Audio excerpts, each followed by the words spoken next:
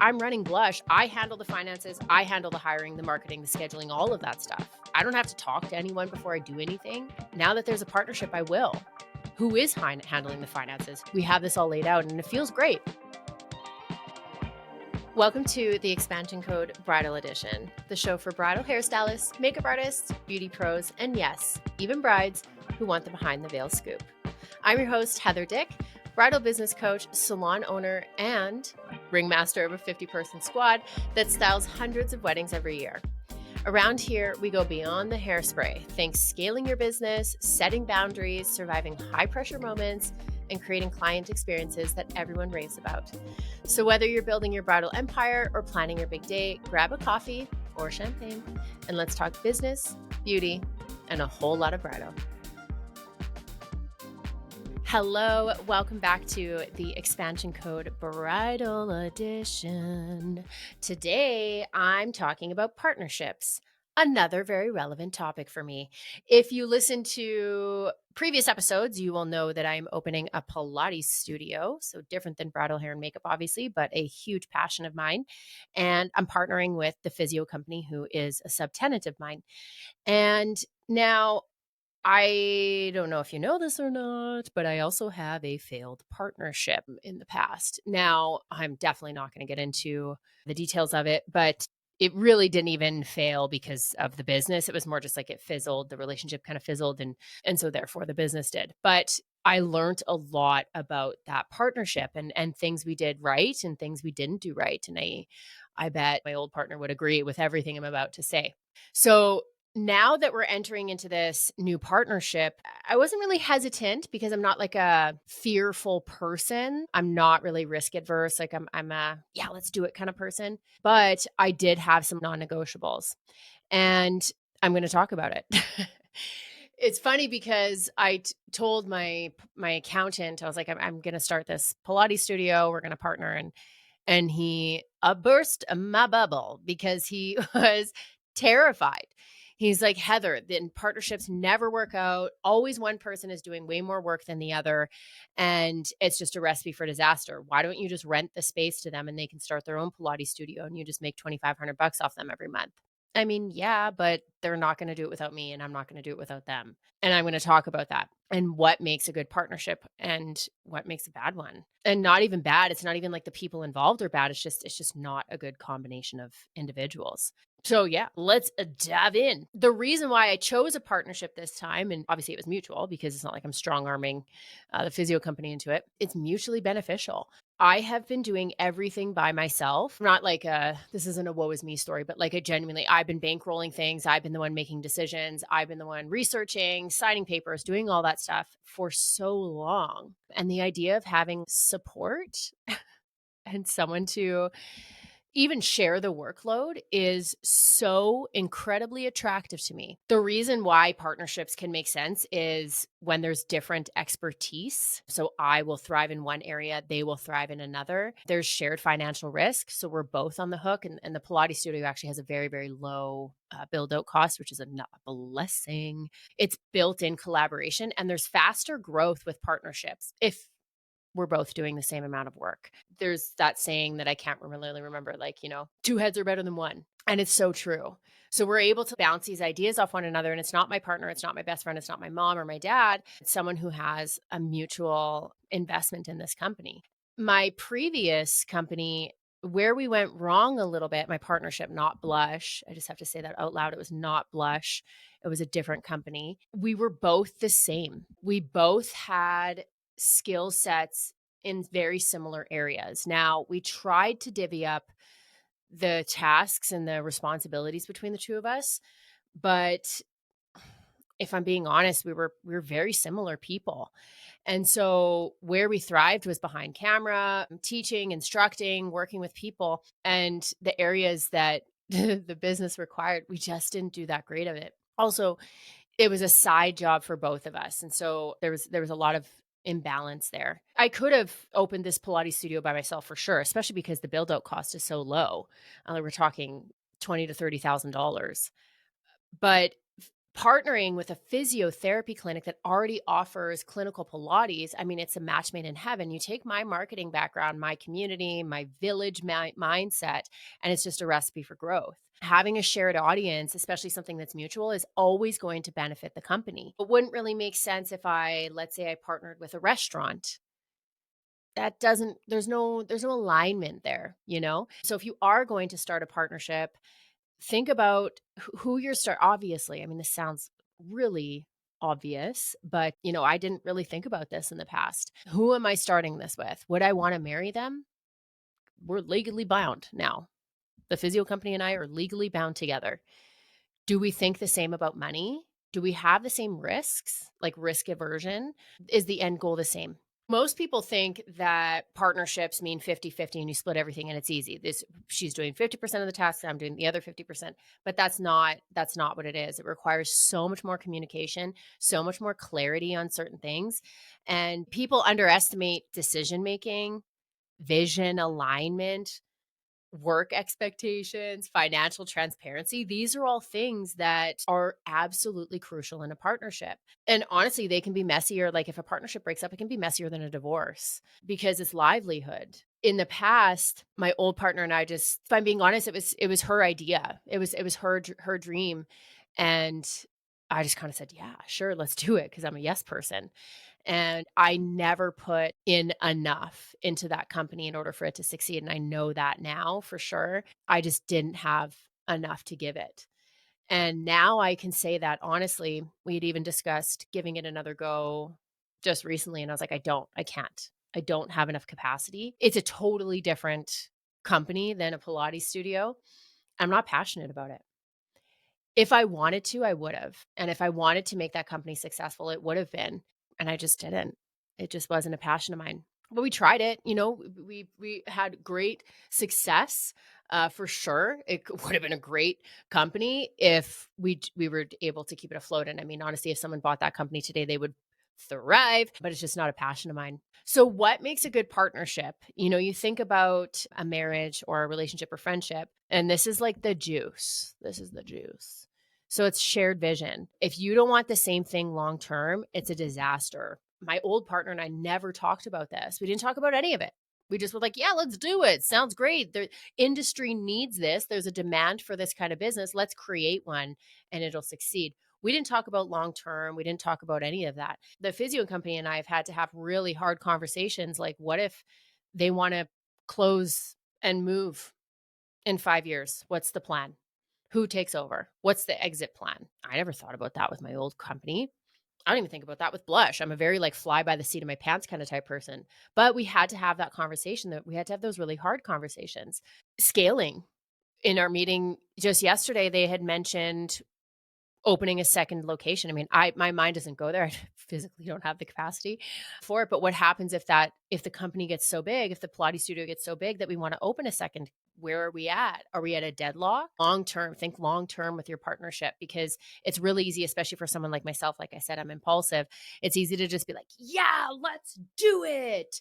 And then 6 months down the road, be like, oh my God, this requires a lot of work and I'm not ready. Complementary skills. So the physio company and I, as you can imagine, physio, doctor, we're both kind of type A, but they're like logistics and spreadsheets and risk. I'm like people and colors and marketing and community.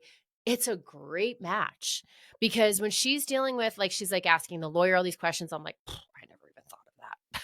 I don't even know what you're talking. In the meeting actually yesterday, I was like, sorry, can you explain that terminology for me, please? Because it's just not my realm. Whereas I'm like, oh, we got 8 reformers, we've got 8 yoga mats. I was like, that's eight. I could easily fill this class. I've got this people I'm going to start talking about like this.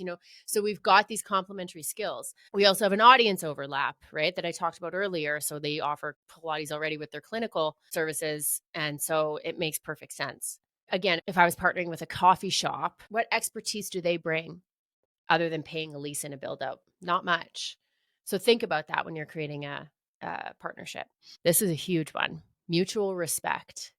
Do you respect your partner that you're going in business with? I mean, this sounds crazy to think that you would go in business with someone that you don't respect, but it happens all the time. All the time. Quick pause because I have to brag on my first business baby, Blush Artistry. If you know me, you know that blush isn't just work, it is love. And we are talking hair, makeup, skin treatments, private personal training, the full beauty experience inside and out that makes you feel like the main character, whether it's your wedding day, a birthday, or just because you love taking care of yourself. My team, they are absolute pros. They've got the talent, the heart, and the hype to make you feel amazing. That's why Blush is the go-to beauty squad in Western Canada. Can I get an amen? So if you're ready for a little glow up moment, head to blush-artistry.ca or catch us on Instagram at blushartistrymua. All right, let's get back to the show. Do you agree with how they do things? Do you agree with how they act in public, how they treat money? Ego wars is going to be a big thing here. If you have two people that are hell bent on succeeding and being the top and being the boss and I'm in charge, I'm in power, bruh, stop while you're ahead. Quit it. Don't do it. If two people are like that, if one person is like that in the business, just let them take it on their own. They can sell them the idea, license it to them. Who cares? The goal needs to be that the business wins, not the people. That comes with maturity, conversations, a lot of open realization. Otherwise, it's like my accountant said, this is the going out of business plan. This is the biggest one. And this is the biggest mistake that I didn't make in my previous business was clear roles. We tried to do it as the company was growing. We were getting students and things like that, but it was tough because there's families involved, there's businesses, there's social lives, there's all these vacations, there's all of these things that are now coming into play. And I felt like I was always catching up. It's like, oh, yeah, shoot, we should do that. Oh, yeah, we should do that. Oh, yeah. And we didn't have anything written out. So now, bless her heart, the physio owner has sent me pages on pages, which I actually love. And they're hard questions to answer. Like, what happens if one person doesn't hold up their end of the deal? Is there compensation? Do I get money if they don't do what they say they're going to do? What do we do in case of a deadlock, which is a term, so it's basically when we can't decide. What's the deciding factor? Does one person have veto? Is there like a mutual outside individual that gets say? It's been really interesting and I've loved it because it's clear and it feels comfortable and it's like, okay, this is what's expected of me, this is what's expected of this person. We got this. And I know that that sounds obvious, but it is so. Businesses often are started out of passion and that's great. But at the end of the day, this is a legal agreement. This is a legal, very serious thing that you're entering into. When I'm running Blush, I handle the finances, I handle the hiring, the marketing, the scheduling, all of that stuff. I don't have to talk to anyone before I do anything. Now that there's a partnership, I will. Who is handling the finances? We have this all laid out and it feels great. Also, are you entering into a business with someone who's capable? That was the great thing about my old partnership. We were very, very capable individuals, very hungry, success driven. And that's why the company succeeded and talented. My old business, very, very talented. So we had really great aspects. It just wasn't its time. The hard conversations that we've had, obviously, I've talked about this, but we avoid it, is the startup investment. So who's putting in what? My bookkeeper said this to me yesterday. Make sure that if I'm putting in $2,500 into the business account, the other company, the physio company, is putting $2,500 into the business account as well, because it always stays even if the purchase is only $3,000. That's another mistake we made in our old business. I'd put in 5, she'd put in 7, I'd put in, you know what I mean? It was never even. It did end up being fairly even in the end, but just make it even from the get-go. What happens if you reinvest? What happens with the money that you make? Do you want to reinvest it right away? What are you reinvesting in? All of these things, right? These things that you have to think about. Exit plan, we talked about. Decision authority, we talked about who makes the decision. And worst case scenario, what happens if we fail? When's the cutoff? At what point in this business do we say this isn't working? Let's close the doors. It's funny because my response to that was, failure's not in my vocabulary. We will not fail. But I mean, we have to talk about it anyways, right? Signs of partnership might not be right for you. This is in my notes. So it sounds like I'm reading something. I am reading something. These are the red flags. One person doing all the work. I would say in my past partnership, my old partner definitely carried the load there. My plate was just way too full. So she was reminding me that we needed to do things and being the real driver for the company. And it's not that I didn't want it, I just didn't have the capacity for it. So that is something that I've certainly kind of sat and thought about. Unclear expectations. No one knows what they're doing, when it's supposed to be done, that kind of thing. Resentment builds. Different risk tolerance. This one's interesting because, I think it's important to have a little bit of balance here. Like I said, I'm like, go get them. Who cares? Failure's not in my vocabulary, and the physio company is a lot more risk adverse, but we can meet in the middle. And we've had very open conversations. Like I've said, literally out loud, is this stressing you out? Because it doesn't stress me out. And we're just able to speak openly, because communication is number one in any kind of relationship, obviously, but especially a partnership and a marriage. Let's talk about that. The thing I'm really looking forward to in a partnership is being able to just share ideas and excitement. Or we've hit a roadblock with the name that we wanted to call it. And now, that sucks. Like we literally made a logo with our name that we're not allowed. Well, they're telling us anyways, whatever. So it's like, okay, well, how do we find a loophole? How do we do this? Like it's nice to have someone that you can kind of bounce things off. Again, not your partner. Like my poor Cameron got home yesterday. All he wanted to do was listen to his book. And I'm like, can you take your headphones off for a sec? I've had a problem at Blush. I need to talk to you. And then we ended up staying up till 11:30 at night talking about it, and he's the best. He's happy to talk about it, but it's not his job. Whereas it is our job. Our money depends on it. And faster execution. I'm not waiting for me to find an empty spot in my day. The physio company knows that they've got X amount of time to execute whatever, and I've got this to do whatever, and that goes with accountability. Entrepreneurship, we've talked about this lots. It can feel really lonely, whereas partnerships can make it feel like you're supported constantly if it's going well. Something that I was kind of brainstorming on, I talked about the previous company that didn't end up working out. It was a great idea. A partnership is not going to save a bad business idea, but the right partnership can take a really good idea and make it incredible.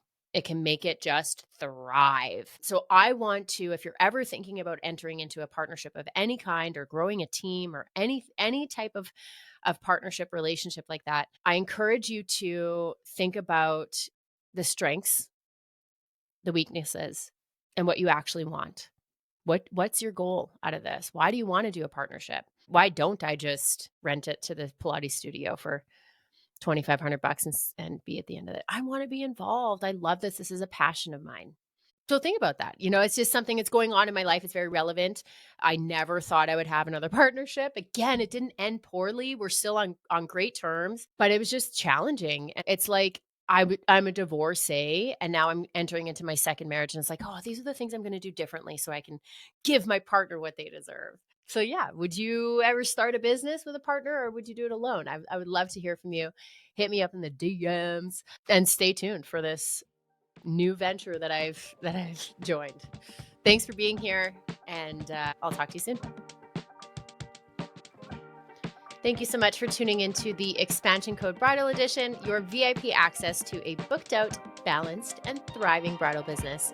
If you loved today's episode, hit subscribe, leave a review, and share it with a fellow beauty pro. For more tips and behind the scenes magic, hang out with me on Instagram at IamHeatherDick or visit theexpansioncode.ca. Until next time, keep slaying those styles, leading with confidence, and remember, every detail counts, and so do you. Another little disclaimer, while I love sharing advice and business wisdom, I am not your lawyer, I'm not your accountant, and I'm not your fairy godmother. If you do want to be best friends, though, you can hit me up. Everything on this podcast is for educational and entertainment purposes only, so no lawsuits, okay?